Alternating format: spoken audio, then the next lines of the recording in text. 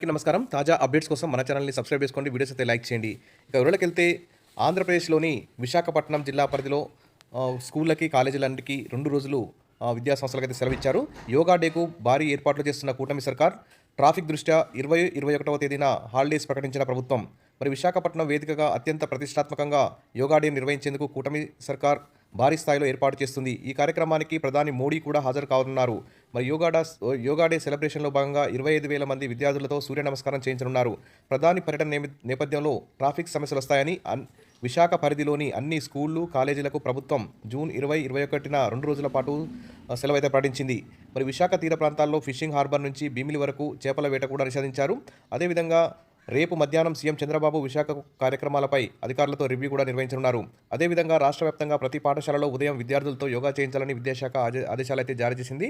ఇక విశాఖపట్నం పరిధిలో స్కూళ్లకు, కాలేజీలకు మాత్రమే సెలవు ఉంది. ఇక ఆంధ్రప్రదేశ్ రాష్ట్ర వ్యాప్తంగా అన్ని స్కూళ్ళు, కాలేజీలు యథావిధిగా నడుస్తాయి. కాబట్టి ఈ యోగా డే సందర్భంగా ఈ ట్రాఫిక్ కారణంగానే ఈ జూన్ 20, 21 తేదీన 2 రోజుల పాటు అయితే విశాఖపట్నం పరిధిలోని అన్ని స్కూళ్ళు, కాలేజీలు బంద్ చేస్తారు. రాష్ట్ర వ్యాప్తంగా మిగిలిన అన్ని ప్రాంతాల్లో కాలేజీలు, స్కూళ్ళు యథావిధిగా నడుస్తాయి. ఇది ముఖ్యమైన గమనిక. Wish all the best. మరిన్ని అప్డేట్స్ కోసం మన ఛానల్ని సబ్స్క్రైబ్ చేసుకోండి. వీడియోస్ లైక్ చేయండి. Thank you.